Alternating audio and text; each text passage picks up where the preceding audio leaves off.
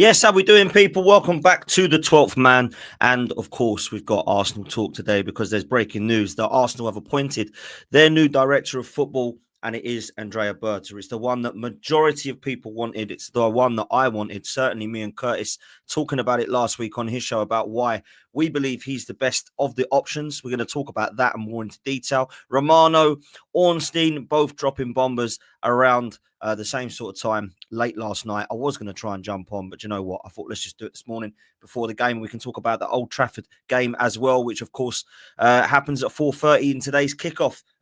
A weekend of Liverpool smiling again, if I'm honest with you, because yesterday, even though Southampton looked like they could try and do something, it wasn't really going to happen, was it? Let's just be real. Liverpool now go 16 points clear at the top of the table. And of course, Arsenal need to win their 2 games in hand, one of them being today, to even think about clawing back towards a 10-point lead. I said when it got to double figures, it would be too much. And I think now that is what it's going to be. Of course, we actually play 3 games before Liverpool play again. So we'll actually be playing because of their Carabao Cup final. We could actually go 7 points behind Liverpool. And they would then have 1 game in hand to make it back up to 10. And that game in hand is apparently the Everton game. So again, a Merseyside derby, which only felt like it was the other week, to be fair, because of the rearranged fixture. So look, we're going to talk about all things football. We're going to talk about a little bit of training news and a little bit of team news for today. We're going to go into the 11 that I think it will probably be. So make sure you do me a favor. Make sure you sit back, relax, hit the like button and subscribe. We are flying towards the big 4-0, and I mean flying. We've hit well past 35 now. I think we've had about 380 people that have subscribed within the last 2 days, which is just mad numbers. You guys are insane. So thank you so much. I really do appreciate it. Make sure you're also following Reality Raffles, who at the moment have got unbelievable opportunities. If you go to their website, you can see opportunities to win cash prizes like this one, opportunities to win new cars like this Mini Cooper opportunity to win the new iPhone 16 or £600. And there's Lego vouchers, tag watches, football tickets, stadium tickets, Coldplay tickets, Jamiroquai tickets, Katy Perry tickets. There's loads. So go over to Reality Raffles. Links in the description. Make sure you're following them on Instagram. They've got unbelievable opportunities to get you to games. Everyone always asks me, how can I get football tickets, Dan? I don't know anybody. Well, I would love to help people out, but I don't have a link to get people to home and away games. A lot of people do. I'm quite surprised at how many people just randomly message me and say, I need tickets. One, I don't know who you are. And 2, I don't have them. I don't have anybody anymore that can help me out with tickets. It's changed. The systems are very, very strict now. The balloting system has completely messed things up. So it's very, very hard now to get tickets. My advice would be go over to Reality Raffles because there's more chance of you getting there. Some tickets there. So please make sure you go over to them. Big up to everyone that's in the chat. I really do appreciate every single one of you. Big up in particular to Lawrence, who's already thrown in a super chat. You're a legend, mate. Thank you so much, Lawrence. I do appreciate it. So I can't believe the clowns in our boardroom are actually contemplating giving the job permanently to Jason Ito, aka Vinay 2.0. Well, I am so glad that they haven't, because let's be real, that would have been one of the most deflating and disappointing and probably angriest I would have been in a while if we would have given the job to Jason Ito after what shambles he's done in the January or winter transfer window. I just couldn't believe he was on the list.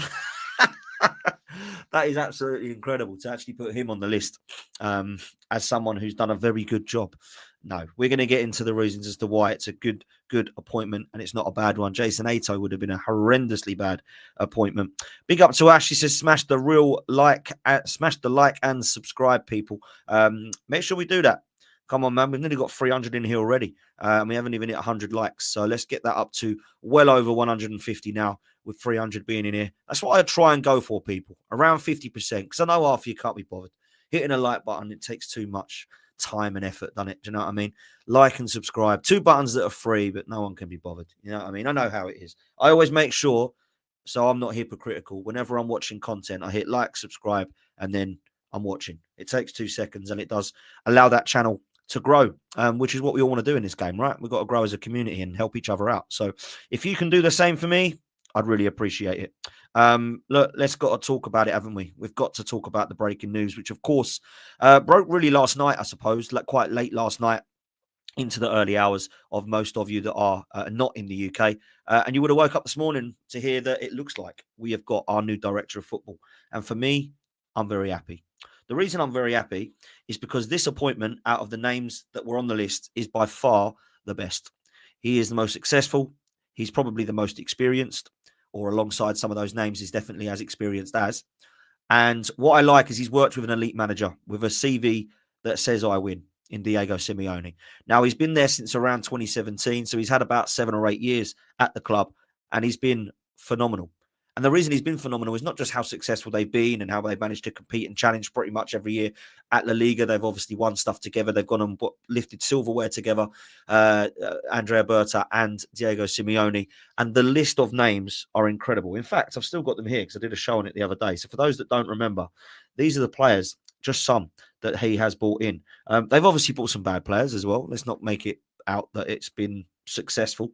But Julian Alvarez, Antoine Griezmann, Molina, Rodrigo de Paul, Mateus Cunha, who's now at Wolves, was at Atletico Madrid before that, Morata, Carrasco, Luis Suarez, if you remember from Barcelona, was bought, Kondogbia, João Felix, who's now at AC Milan on loan from Chelsea, Marcus Llorente, Kieran Trippier, Rodri, 20 million euros from Villarreal. Rodri, come on, man.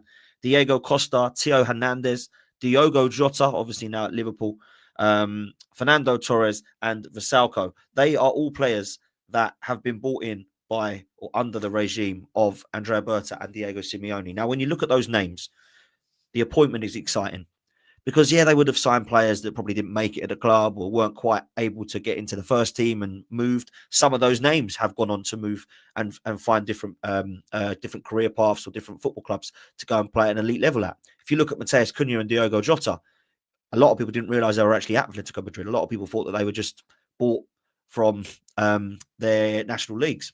So when I look at it right now, there's some of the appointments that really kind of excite me. Now, I know there's a lot of Liverpool fans and Manchester City fans that are looking at this appointment thinking that's not good. They wanted us to get Ashworth. They wanted us to get and stick with Jason Ato. And because we haven't done that, they're now a little bit more like, well, that's frustrating. Not that it's going to mean that Arsenal can compete and win, dominate, but actually it's a good appointment. King Mo, big up to him, big Liverpool fan, says, good appointment. He has serious European connections. Impressive. And this is why I wanted this appointment. I wanted this appointment because of the experience, the connections, and what he has proven already. And I think there's a lot of Liverpool, City, maybe United and Spurs fans that are looking at that thinking, damn, I really didn't want him. I wanted them to get one of the other guys. A lot of the Arsenal fans were saying they'd be happy with Roberto Alaba over at Real Sociedad because of his links and connections with the likes of Isak and even Odegaard and obviously Zubimendi being over there. But if I'm honest with you, in comparison, we've got the better guy. Andrea Berta has got the better credentials, in my opinion, than Alaba over at Real Sociedad. Not that he is not good enough, but when you look at what Real Sociedad have done in the last decade, it isn't nothing on what Atletico have done in the last decade. So let's be real. We've got a really good opportunity here. Kane also says it's facts, Dan, from a Liverpool fan. Big up to you, mate. I appreciate all you guys watching as well, man. It's unbelievable the amount of content. People that watch my content that aren't Arsenal fans, especially when I do Arsenal shows majority of the time. Thank you so much, man. It does mean a lot. 434. We have it over 100, but we haven't got anywhere near 200. So let's make sure we hit the like and subscribe, people. Come on, let's do it. Let's talk about what the news is then, shall we? Because it's fair enough me talking about it and saying that it's done, but let's go to two people that everybody says are the two most respected journos in the game. And of course, the first one is David Ornstein. This Ornstein bomb come last night, and it says that Andrea Berta has reached an agreement with Arsenal to become the sporting director. The 53-year-old left Atletico in the January and was among multiple candidates in the process. The Italian prioritised Arsenal above other top-level opportunities, and contracts are being finalised. So David Ornstein says it's done. It's agreed. It will be announced. He did say, to be fair to him, a few weeks ago that it would get confirmed in March. So he was always the leading candidate.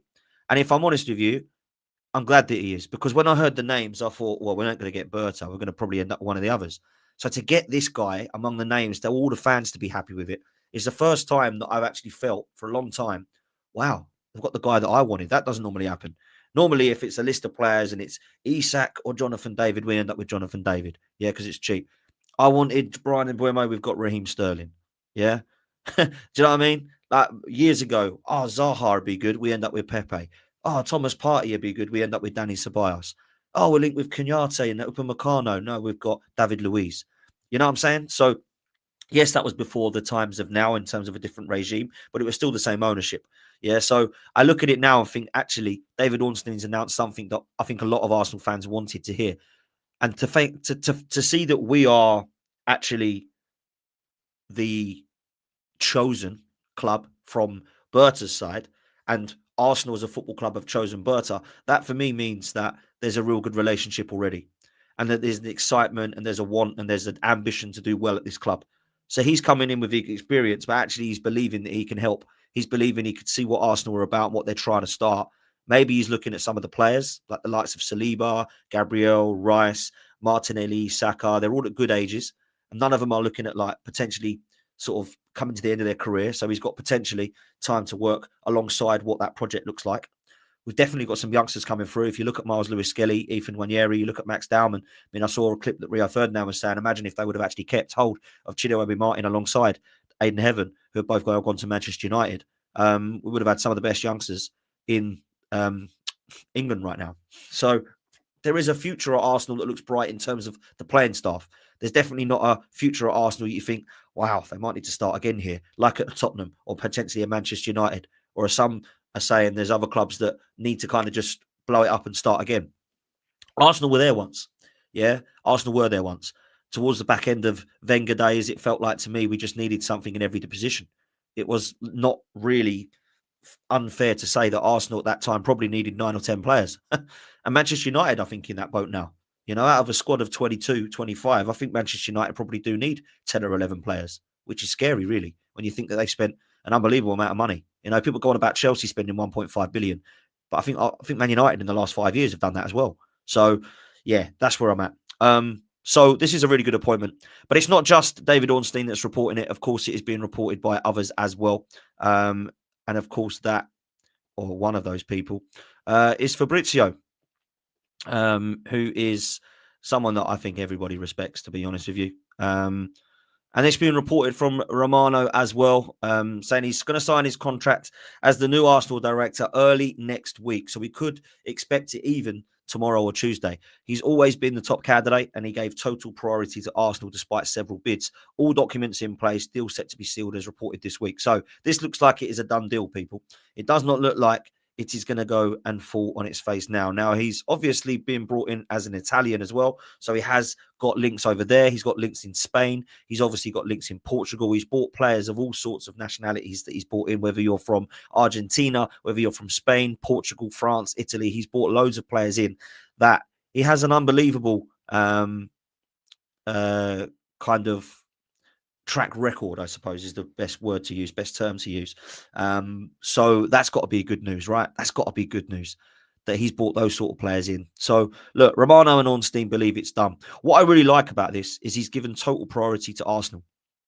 So there's definitely been other offers, maybe in England, for all I know, but definitely across Europe. And he's decided that Arsenal is the place that he wants to go. Now, I don't know why that is. I don't know if he likes what the club are about. I don't know if he's spoken to anybody at the club and likes the direction they're looking to go in. I don't know if he's got a big affection or connection with Mikel Arteta.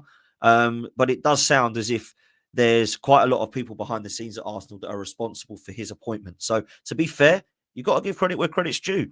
You know, it's fair enough saying how much of a bad summer that we've had. It's fair enough saying how bad it's been for us when you look at the potential of the transfer window being a shambles. It was. You sometimes just got to be factual. This is a good appointment, though. This is an appointment that actually will give a lot of people more confidence going into a summer window. This is an appointment that a lot of the fan base will trust. This is now a window that I'm looking more forward to because I have someone who's in charge, but someone who knows what they're doing. And for quite some time, I felt now at Arsenal, since Arsene Wenger has gone, I'm either not sure who does what, or I'm kind of sure, but they're all inexperienced. And I can go back to the Unai Emery days where too many cooks. Was it Hus Fahmy? Was it Ralph Sanlehi? Was it even Gazidis? Who was it who did this? And then you look at when Emery had gone and Mikel Arteta come in and we appointed Edu. And it's like, does Edu do what? Richard Garlick do Vinay? What's going on here? But all I knew was they were all inexperienced. Now, they should be looking at this appointment going, he's the one. He knows what he's doing. Mikel Arteta's had 5 years, and do you know what? Fair play to him, because those 5 years have been pretty impressive for a first job that he's ever had, right? It's not what I want to see. I wanted to see us winning stuff. But if you look at it and think, right, this is the first job he's ever had, he's done pretty well, right? It hasn't been a shambles. You look at the first 5 years of somebody like Thierry Henry or even the likes of Patrick Vieira, then you look at what Mikel Arteta has done, and I'm just using Arsenal players, ex-Arsenal players here. You look at that and you think, do you know what? Fair play. I can understand why he's got a little bit something special about him and that some people want him. I want him to win something. I'm still not totally convinced that he can, but I'm happy to accept that he's done a good job in terms of getting us challenging, right? But he does need to learn, and he does need experienced head alongside him. He does need somebody alongside him to say, you know what you're doing. However, you need to tweak this. Don't go and look at that player. I've got someone that you need for that. You were talking about this profile of player. I've got someone for you. This is what we need to be doing now. This is what we need to be doing. There's a lot of talk about some of the links, of course. I think now we've got Andrea Berta. You'll be linked with a lot of the Serie A players. Lisandro Martinez was being linked already. Not Lisandro Martinez. That's the Man United player. I'm talking about Lautaro Martinez over at Inter Milan. Not for me. I wouldn't want him. But he's the first player that we're being linked with apparently already. So you're going to get this. You are 100% going to get. Now that Berta's on his way, the links are going to fly in. So don't get excited in the next sort of 24 to 48 hours, because everyone's going to be linked with Arsenal. Andrea Berta has already scouted the striker he wants at Arsenal. You're going to get all this. Andrea Berta is going to look at a new front three at Arsenal. Andrea Berta is trying to avoid Arteta signing him because he wants this guy. You're going to get a lot of that. I just would say it's all, take it with a pinch of salt, because it's how the journos are going to try and sell stories. It's how they're going to go and try and get the fan base excited. Please don't believe any of it until you start to see the transfer window open and these players holding shirts. Yeah. Now, there's a lot of talk about everybody wanting Isak, and now Andrea Berta is going to come, and first job is to go and secure the deal for Alexander Isak. Look, if there's anyone that can do it, I'd have more faith in him doing it than Vinai, Richard Garlick or Redu, or definitely Jason Ato, right? But I don't think that he's being brought in to secure Alexander Isak as the player that we're signing. You might find that there's a couple of randoms that we get linked with now, because I'm sure when Atletico Madrid appointed him, they didn't expect him to go and pull out Matheus Cunha or Diogo Jota. They probably weren't expecting him to go and pull out the likes of Kieran Trippier, to be fair, or maybe even Antoine Griezmann. Or maybe they weren't expecting Fernando Torres or Morata to go and have stints with them. Maybe Luis Suarez was a shock. But all those players have been successful with them, right? So this is where we have to be looked at. We're going to be linked with Matheus Cunha because we already were. And of course, Diogo Jota as well will be linked, because they're the two players that obviously was massively key to he was massively key to bringing them both to Atletico Madrid. We're going to be linked with both of them. Diogo Jota, they're talking about potentially leaving. Matheus Cunha, he's at Wolves. He's obviously wanting a big move. Let's be real. I don't actually think we'll get either of them, but we'll definitely be linked with them. That's for sure, right? So let's just prepare ourselves for those names to be linked. We're always going to be linked with Nico Williams and Zubimendi, it seems. We're definitely always going to be linked with Juan Garcia at Espanyol. But it'll be interesting to see what actually happens now this summer with him, and how we could look at that summer window closing and going, okay, now we've really got something to work with here.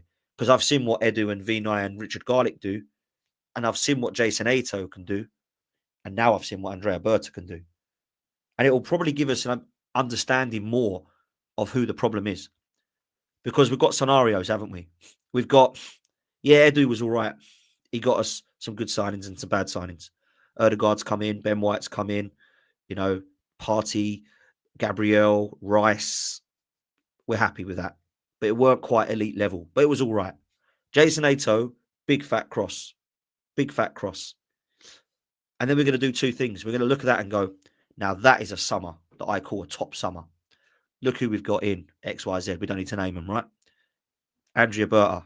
It was the board that were an issue, and he has sorted it out. It was the director of football that was causing it problems, and it's him who we now need to see and thank. Or we're going to go, what the hell was that? I thought this guy was supposed to be brilliant. We've still got no money spent. And then we know it's a Kroenke problem, because it doesn't matter who the manager is, who the board is, who the coaching staff are. We ain't going to go anywhere, because the owners just don't give a shit about it. The owners have got to back this now, and they've got to fund it, and they've got to say, look, we're bringing this guy in. It's clear we need to spend another 300 million. Let's go and do it. And that's what we've got to spend, people. People that think we need to spend 150 million. We've got to double that. Yeah? 150 million isn't going to be enough to get you Isak. Do you know what I mean? So we've got to be realistic about where we actually are here. Now, it doesn't mean you have to go and spend 100 million per position, right? But you're probably going to need 55 million for Zubamendi's release clause. If you want Nico Williams, you're going to need 50 million. If you want a replacement that isn't Nico Williams but is a winger, you're going to need 50 or 60 million. Yeah, so that's over 100 before you've even touched the striker position. You're going to have to give yourself 100 million for a striker, so that's 200. That's only 3 players. And some are saying we need Saka cover, a creative midfielder, maybe a defender and a goalkeeper on top of that. So let's be real. We're in a position right now where we are going to have to go towards 300 million pounds. And some people ain't going to like that because the Arsenal accountants amongst us will start to worry about PSR. Oh my goodness, we're going to get close to PSR. Well, look what happens. You get close to PSR, everyone that's broken the rules of PSR are in a better position now, aren't they? I bet Newcastle must be kicking himself thinking, crikey, look at City and look at Forest. Forest are sitting in third. City are going to get away with everything and they've broken the rules. Maybe we should have done that. Naughty boys. Oh, they're second. Naughty boys. Oh, we've won a trophy. Come on, man. It does not. This PSR thing is crap. It's bollocks. Just get rid of it. Let clubs spend whatever the hell they want. That's what I honestly believe. Oh, well, that's not fair, Dan, because someone will give a sponsorship to. No, absolutely. Get the rule in so that you can't say, I'm the owner of so and so, and I'm going to pay this club 2.5 billion a day to sponsor my company. No, that can't happen. There needs to be a cap on it, right? There needs to be a cap on it. But let them spend what they want. If you want to put a wage cap of no one can earn more than £400,000 in the Premier League, cool. If you want to put a transfer cap to say no one can spend more than 300 million, that's fine. But make it realistic. Don't say no one can spend more than 50 million this window and nobody can spend more than £100,000 on a player because we've gone past those days, right? Now, some people might say that then makes the Premier League less attractive because they'll go, oh, I'm going to go to La Liga then and earn 500k a week, or Serie A or France or wherever it be, or Saudi Arabia, whatever. So it's very, very tricky with this PSR thing, man. Very, very tricky for what to do. But let's take a look at what they're saying on AFC stuff, because this is the website that I like, or the Twitter page, should I say, that I'm a fan of. And apparently, the agreement with Berta to become the new sporting director was driven by the managing director, Richard Garlick, and the executive vice chair, Tim Lewis. Josh Kroenke was involved throughout on behalf of the ownership and input from Mikel Arteta. Now, I don't know how much of this is true from David Ornstein, right? All I can say is that you would like to think they're all involved on this appointment, because people can't then say, well, I'm not praising him, but I'm praising them, and I'm criticising them, but I'm not going to criticise him. You've got to say, as a team, if this was a team effort, fair play. I don't care if it's Tim Lewis, Garlick, Kroenke, Arteta, and Ato, whoever it be, they're all going to be having a conversation about who it should be. And it's interesting, if true, that Arteta's had input on this. There's no way that he hasn't had input on this. Let's just be real about it, yeah? There's definitely input from Mikel Arteta here, because he's going to be the guy that stands alongside him. Him and Edu were clearly close. Edu had gone. He wants that right-hand man. And right now, the right-hand man looks like it's going to be Andrea Berta. And do you know what? This could be an absolutely superb appointment. It could be a match made in heaven, or it could go wrong. Just like any appointment, yeah? Just like any appointment. But I hope it doesn't go wrong because Mikel Arteta has got a more powerful voice. We're going to see who has the most powerful voice here. We're going to see how much of a team they are together. We're going to look at Andrea Berta and Arteta's work together and say, right, who's pulling the strings here? We know Arteta and Josh have powerful voices at this club. How powerful is Andrea Berta's voice going to be in comparison to them? Is it going to be alongside them in this, we're in this together, or are one of them going to be higher than the other? And I look at Andrea Berta and I think to myself, he needs to have the most powerful voice at that club because he's the most experienced lad now. We need to be saying to him, right, these are the positions we want to strengthen. These are who we'd like to bring in profile-wise. How can you help us and what's your thoughts? Oh, I think you should do X, Y, Z. I've got good connections over here. I can bring in this player. I can bring in this player. What sort of profile do you want for that? I think this would work with what we're working with. This needs to be a team effort now for sure, but he needs to be allowed in. He needs to have a good voice. What I don't want is for those to be saying, right, my name's Josh. My name's Mikel. We've got the most powerful voices here. We're going to ask you who to go and get, and you're going to go and get them for us. That's not how it should work. This appointment needs to be the one that's long-term. And people might not like to hear this, but they need to look at the future of Berta as more important than Mikel Arteta. Because Arteta's had his 5 years. Berta's just walked through the door. This is the sort of appointment you make to get across the line now. Yeah. Mikel Arteta has shown he can't do that. Could he do it alongside Berta? I hope so. Can he do it this season and win us a Champions League? Well, I don't think he will. I hope he does. So that's why this is so important, to be fair. So important. A couple of super chats here. One from Suj. Big up to you, bro. It says, big up, Dan. Let's run up the likes, people. The thing I like about this appointment is that he makes good purchases and he gets good money for sales. Okay, let me come back to that in a second. Hit the like, hit the subscribe, people. We've got 900 of you in here, but we've only hit 250 likes. So let's get that up to 450 likes, people, because that gets to our 50%. Make sure you hit like and subscribe. It's only 2 buttons. And make sure you're following Reality Raffles, our sponsors today. Big up to them and big up to you guys. Suj, I'm going to answer this. Not only does he bring in good people and good players, the good purchases are obviously important, but he gets good money for sales. And that's really important. That's something that Arsenal have not been able to do. When you look at what players are going for, you look at the fact that Elliot Anderson was 35 million, yeah? And Minte from Newcastle to Brighton was over 30. The only one that we've done well in the last decade, Oxlade-Chamberlain to Liverpool for 35, Iwobi to Everton for around the same, Balogun to Monaco was a good one.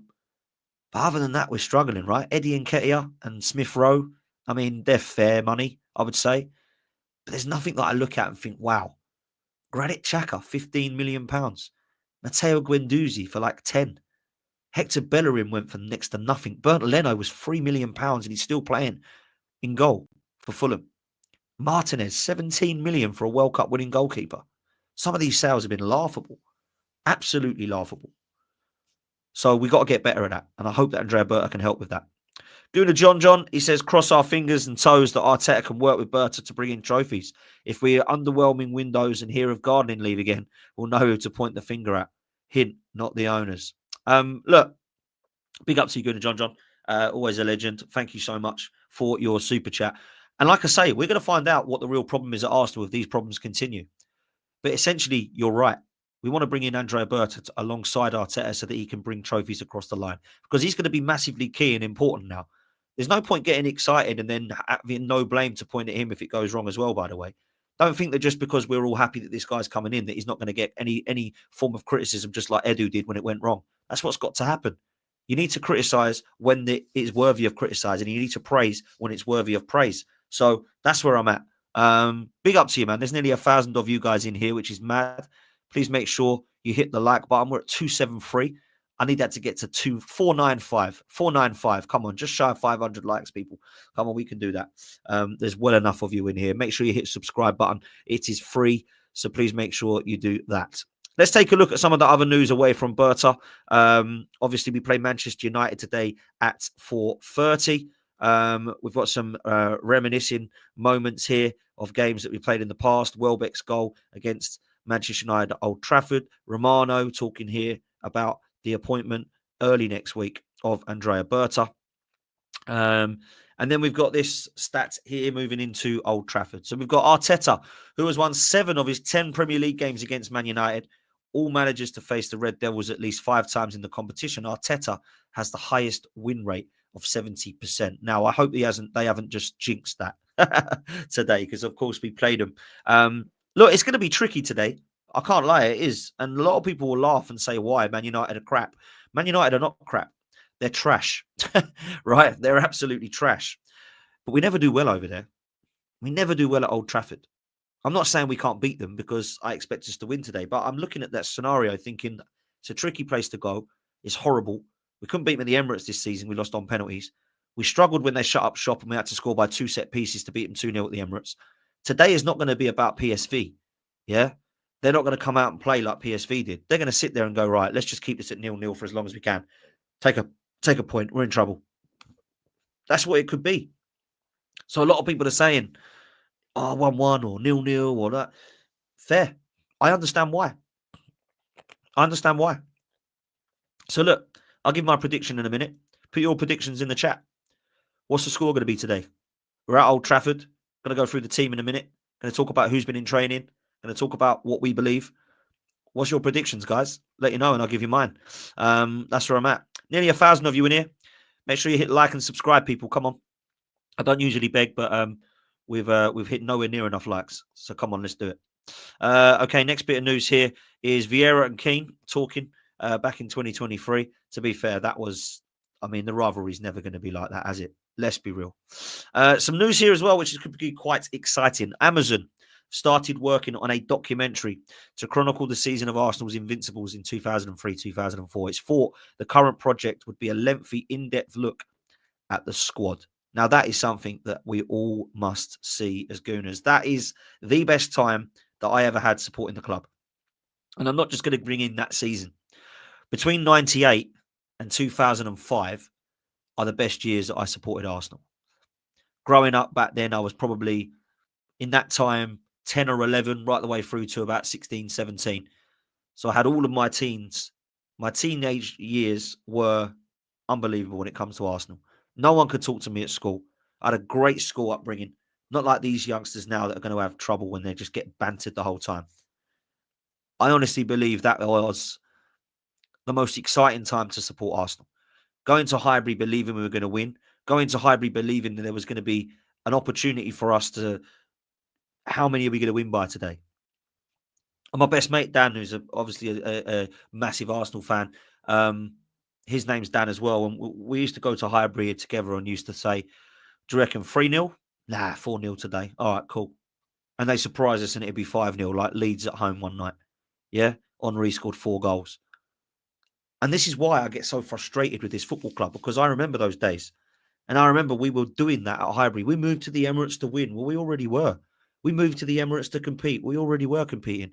We wanted to compete with Barcelona. Well, we already just got to a final with them at Highbury. What are we doing?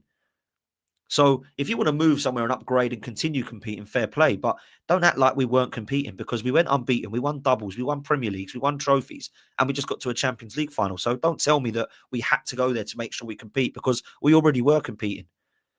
This team was special. Every single time I went into a game knowing we were going to win. When we went down, I remember we went down a couple of times. We went down 3-1 to Middlesbrough. And everyone said, that's it. And that was for the 42 game. We won 5-3. Yeah. This was such a good time to support them. So if that comes out, I shall be watching it. That's for sure. Mikel Arteta was asked on the departures of both Chido Obi Martin and Aidan Heaven. He said he wasn't too involved in that decision, and when a player decides the best outcome for him is to leave, there's not a lot you can do, and it's very unfortunate. Do you know what? It is unfortunate because he does look like a good player, and his future looks like it's going to be quite bright. Not so sure about Aidan Heaven, but if a player says, I want to go, then you've got to let him go. And I know for a fact he was asking for unbelievable amounts of money. Yeah. He was asking for like 50 or 60 grand a week, which for a 16-year-old is ridiculous. Let's just be real. Absolutely crazy. I think Saka was on 30 grand and up to when he was like 21. 30 grand a week. This guy wants double that at 16. So let's be real. It's going to be a hell of a lot of an ask. And I know his parents were very, very involved in that decision. But look, he's gone to Man United. We see, don't we? We have to see now. So let's see what he does there. And Heaven as well. Interesting question. Arsene Wenger used to say that after a game where you've scored 4, 5 or 6 goals, it's often the most dangerous one. Having gone to 7, 007 James Bond style. That's a great analogy. And now boom. That's from Haters TV. Talking about, of course, there being 7 goals that we have scored against PSV. Look, a lot of people are going to get over the top and excited now. I don't expect to put 7 past Man United today, right? Let me just tell you that. Let me just tell you that. We're at over 1,000 people. Come on. Do me a favor. Hit the like and subscribe button, people. Let's get to 500 likes. We're at 326. Let's get to 500. Hit like and subscribe, people. Come on. Okay, this is a little stat for you as well. Arsenal have scored in each of their last 10 league games at Old Trafford, scoring 13 goals. Having only managed to score in 10 of their first 22 visits in the competition with 11 goals. Look, last season, I actually was quite arrogant, cocky and big-headed about this, and I'll tell you why. I went into this game and Manchester United were a mess last season. And I remember sitting on the watch-along, which is what I'll be on later on AFTV. I remember sitting there and saying to Laurie, I think we're going to win 4-0. And he went, rah. I said, yeah, I think they're terrible. If we don't win by that scoreline, I'm going to be disappointed because Man United are trash. But I know now that's not going to happen because we won 1-0 from a Trossard and Kai Havertz link-up last season. And they were terrible. Terrible. Now, with me now, I look at the scenario and I'm like, this is going to be a tighter game. It's going to be. It's not going to be a 4-0. It's not going to be a 5-1. It's not going to be a 6-3 or 8-2 as they did to us back in 2012. This is going to be a tight game. And I'll give you my prediction and then I'll go into the team. I think Arsenal win this 2-1. But it wouldn't surprise me if they shut up shop and we get a draw. We get a draw. So we need to win. Manchester City lost, and down from that, we got a little bit of a cushion. We just got to keep trying to win these games. We've got to pray with all our might that Liverpool slip up. They just got 6 wins. And unfortunately, we might have to give them a guard of honour for the second time in 5 years, by the way, because we had to do that in the COVID year. So that's why I'll be frustrated. I need Liverpool to somehow slip up, even if it's just a couple of draws. I don't want to be walking out for the second time in 5 years. The only 2 Premier League titles they're ever going to win, Arsenal had to do the guard of honour with them twice. That could be pathetic, couldn't it, right? So that's where I'm at. So we've got to go into it with the confidence that we can beat Manchester United. They're a poor side. They're a really poor outfit. And it's not a side that I look at and think, wow, I really think they can cause us some amount of problems. So that's where I'm at. Okay, let's look at the team, because this is the team I expect it to be today. I don't know what the Man United side will be, if I'm honest with you, but I expect this will be the team that Arsenal come out with. Look, I think it picks itself, if I'm honest. I don't think it's a team that anyone should be really sort of shocked by. David Raya, I believe, will start in goal. There's an option to play Ben White over Jurriën Timber, but if I'm honest with you, I don't know how fit Ben White is right now, and he is coming on and he's trying to get his fitness back. So I expect Jurriën Timber to continue to play at right back. Left back, Lewis-Skelly. I don't think after his performance the other night that he deserves to be dropped just because he was booked and subbed. Calafiori had the same problem. So for me, Lewis-Skelly continues to play. I think he's been phenomenal. Gabriel and Saliba, there's no surprise there with that partnership. And then Partey, Rice and Odegaard. Declan Rice was phenomenal the other night. And I don't like him in that position, by the way. But I thought he was absolutely outstanding. So big fan of his performance. And hopefully Partey and Odegaard can be brought in. And I'm looking at Martin Odegaard today and I'm thinking, go and deliver. It's at Old Trafford. It's a big place to go. I know it's not Man United of old, but it's Old Trafford. The mentality needs to be there. It's a statement game, as it always is. It's one of the games alongside Spurs that we don't accept losing. So go turn up as a captain today, Martin. Go and show us how you can get us across the line. Because in the second half against PSV, he was superb. I need to see that consistency and that level of performance from Martin Odegaard moving forward now. So that's where I'm at with him as a performance today. Trossard, I think, will remain on the left. And to be fair to him, was one of our better players against PSV. I thought it was the Trossard of old. Yeah, I really did. So, yeah, it was, for me, I would say very, very impressive. A lot of people asking if Lewis-Skelly is suspended. No, he's not. He's back because it was a last man offence. So he's only got 1 game suspended. And that, of course, was the Forest game. Was it Forest? Yeah, Forest game. So, yeah, he's back. So I imagine that he'll play. So, yeah, hopefully that answers that one. Because it wasn't a nasty tackle, so it wasn't a 3-game ban. It was just a 1-game ban, just for people that are confused in the chat. So the front 3, after Trossard, hopefully he has another good performance. You got Marino, who I thought had one of his better games in an Arsenal shirt against PSV. To be fair, everyone did, didn't they? Yeah. The only thing I'll say is he doesn't play up top. And if I'm honest with you, we're pretty much playing without a striker at the moment because he drops so deep, and half the time he's switching with either Odegaard or Rice or Trossard or someone, and he's dropping deep at right back or left back or right midfield or whatever it be. So I need to see him up there as a vocal point. I need to see him up there trying to win some headers and giving us some aerial ability. And then, of course, you got Ethan, who a lot of people said was going to be having some problems fitness-wise. But he's trained, from what I hear and understand. He's trained. So I feel like it's going to be Ethan that starts again on the right. Because there's definitely a problem at the moment with our front line. I think that's clear. I know we've scored 7 goals against PSV, but over the last few games, it was a struggle. But he's the shining light. He's the one. Ethan is the one at the moment that when he gets the ball, I just feel like something's going to happen. And it might not come off to anything, but at least he has a shot. There's times where he's hit the bar or he's hit the post or it's just gone wide or he's whipped one in or he's delivered and it's been missed. His delivery is exceptional. He's got an exquisite first touch. The drive forward with intent is wonderful to see. And I just think this talent is going to be next level. And I keep talking about how not to get hyped up and all this rubbish, but I'm going to. I'm sorry. I just have to get excited by him because as much as I don't think he's going to be a Lionel Messi, he's going to be an unbelievable footballer. And already he's making it at 17. Come on, man. If you look at the players that were in that bracket scoring and looking at doing what he's doing at 17, I look around the world and I think Fabregas was, Rooney was. This is just the Premier League. You look at the likes of outside the Premier League, like Jude Bellingham, for example. Those sorts of players, all special.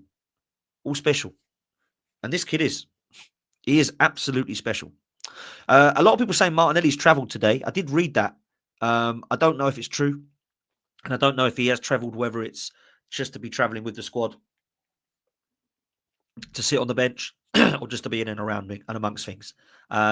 Hopefully, he's fit soon. Now, there are rumours, of course, that he should be fit for the next round of the Champions League, which I believe is in April. And there's rumours that Bukayo Saka is as well. I know for a fact they're both on grass, they're both training, but it will be light training. And if Ben White's not ready to start yet, Martinelli certainly won't be, right? So I don't know where or when he comes in, but I don't think it'll be for this game. But I could be wrong. Maybe he's on the bench. I don't know. Not what I'm hearing.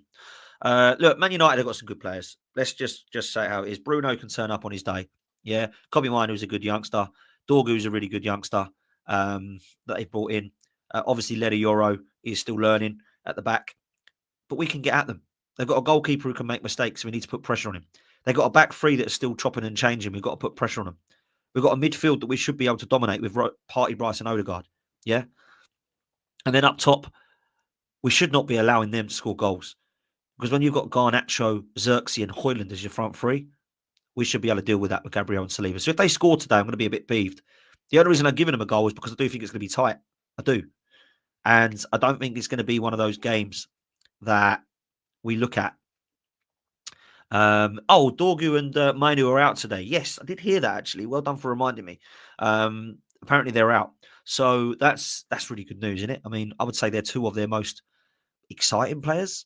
And Ugarte as well. So, yeah, look, come on, people.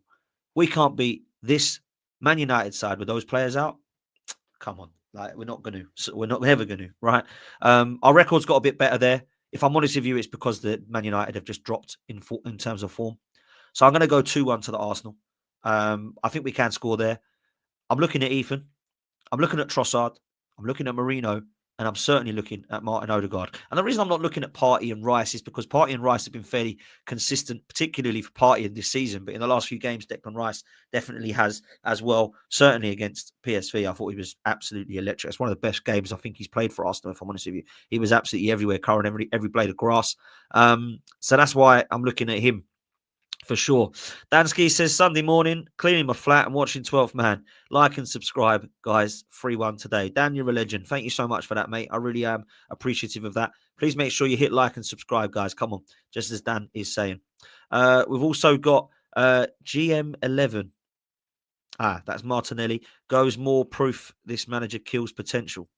Yeah, a lot of people have spoken about his performances of the last couple of seasons and said that the manager is definitely to blame. Now, I am kind of with and understand what you're saying, but I do need to look at his individual performances as well. Because it's all right saying that people are chopping and changing around him, but everyone's chopping and changing around Gabriel and he's improved at the back. You've also got to look at the individual performances of Bukayo Saka and Ethan Nwaneri and say that they are players that are on the right-hand side and they are doing it. So as much as I like to make excuses for Martinelli because he's my boy and he's one of my favourites, I look at it and I think, we've got to look at his performances as well now. We've got to start looking at his individual performances. Now, I'm not denying the fact that he is the one of many that has definitely fallen off a cliff at Arsenal in the attacking positions. There's only really Saka and, of course, Ethan, who's just started, who I can say have done really, really well. Because Martin Odegaard this season's been poor. Fabi Vieira and Smith Rowe weren't able to keep at the club. We've got Willian, Sterling, Martinelli, we've spoken about. Trossard falling off a cliff. Kai Havertz not scoring this season. Eddie Nketiah, Aubameyang, Lacazette. They've all struggled. And they've either left or they're still here and they're struggling. So there is definitely something about that. 100%. So big up to you, bro. Let's hope it gets better. Big up to Aaron as well. He says, not scored 3 at Old Trafford since December 1970.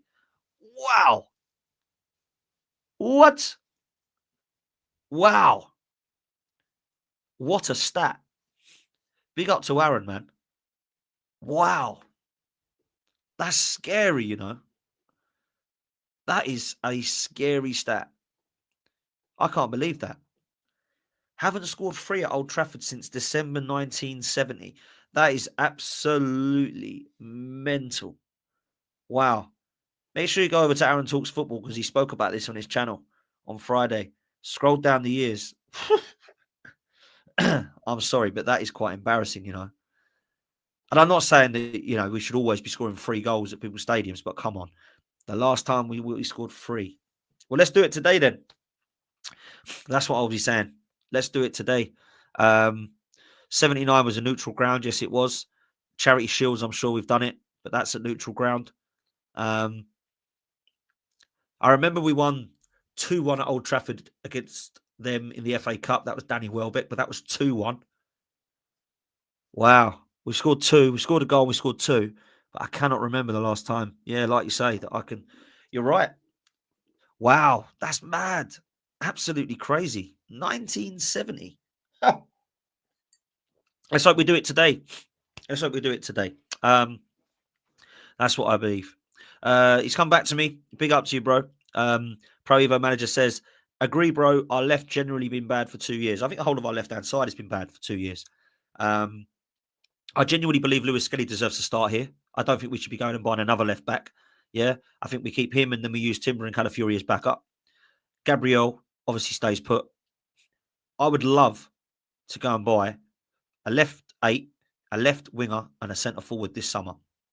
And if you ask me who I want, Morgan Rogers would be number 1, the left 8. Isak or Gyökeres as a striker, whichever one you believe is realistic. And on the left, I'm really undecided about Nico Williams because I loved him in the Euros, but he's had a bad season. Cunha, I see more as a 10, not a left.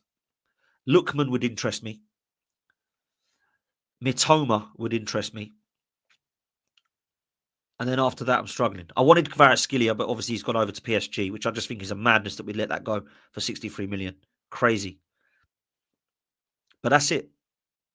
Alex Baena would be another person. Obviously, he's more of a 10, but he can play left.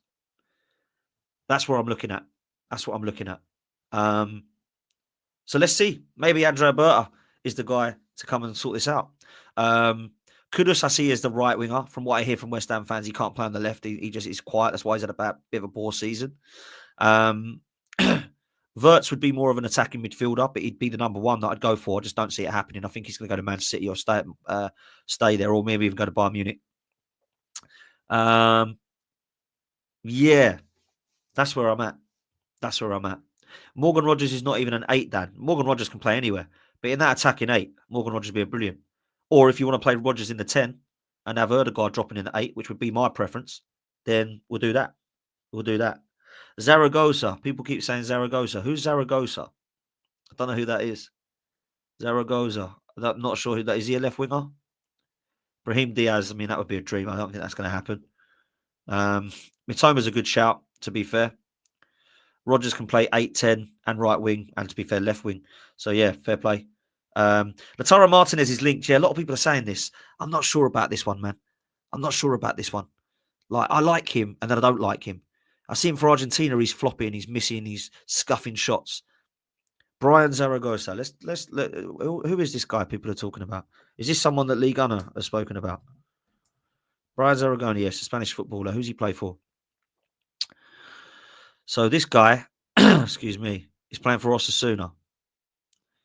I don't know anything about him. Let's look at his stats. Oh, he's only got 1 goal and 5 assists. He's 23. He's a forward. Clearly plays as a left winger. Is he the guy? I don't know much about him. We were linked with Moleres from Las Palmas as well. I don't know if that's actually still happening, but he's got a release clause. So, yeah, we'll see what we think about him. But look, for me, I don't want to talk too much about the summer. We've got this season left to worry about it. I feel like the players we want in the summer are very obvious. And I do believe we are probably going to end up with Sesko as our striker. We're probably going to end up with Zubimendi in midfield. We're probably going to end up with the young Rosenborg lad, unless he picks Man City, Naipan. And we're probably going to end up with Nico Williams. We're probably going to end up with Juan Garcia in goal. And they will probably end up with a defender of some kind if Kivior leaves. Maybe we try and compete with Liverpool for Joel Harto at Ajax, because I know we've been linked with him. But the sort of names that I would like, of course, Isak, Alex Baena, Lookman. I would love Morgan Rogers. I'd like Zubimendi. And if I'm honest with you, I'd like Joel Harto as well. From what I've seen here at Ajax, he's been fantastic. So that's that. Here we go. Apparently, someone who watches La Liga, Malero is not ready. I don't know him. I don't know anything about him. If I'm honest with you, I don't watch La Liga. So, yeah, let's see. A lot of people are interested to know what Red and White says here as well. Are they now going to change? Because we've got Berta in. I think they should, and I hope they do. Barcola is another shout on the left wing, which would be good. Obviously, he's done well at PSG. And they've just signed Kvaratskhelia. So where do they see him? Is he got potential to go through the middle now, Barcola? Going to be interesting. That's for sure, man. Going to be interesting. So, yeah, we all know the positions we need. Yeah, we're going to need a backup goalkeeper. We're going to need another defender to back up. That's 2 players. We're going to need 2 midfielders. That's 4 players. A winger and a striker. That's 6 players. Some people say we need another right winger, like Brian Mbuemo or Kudus or someone like that. But they're not going to come to Arsenal to sit on the bench. So I think Ethan might be used as the right wing cover for Saka, and we might get another attacking midfielder. Hopefully somebody like Florian Wirtz or Alex Baena, but I don't see how that's realistic. Wirtz, really. I think he's going to go Bayern Munich or Man City, I think. I really do. I think he's unbelievable. I really do. I think he's unbelievable. So, yeah. Please stop spamming, bro. Like, you know, I need to just give you a timeout because people hate it when people spam. Please don't put the same question in 40 times because people get really frustrated. So that's that.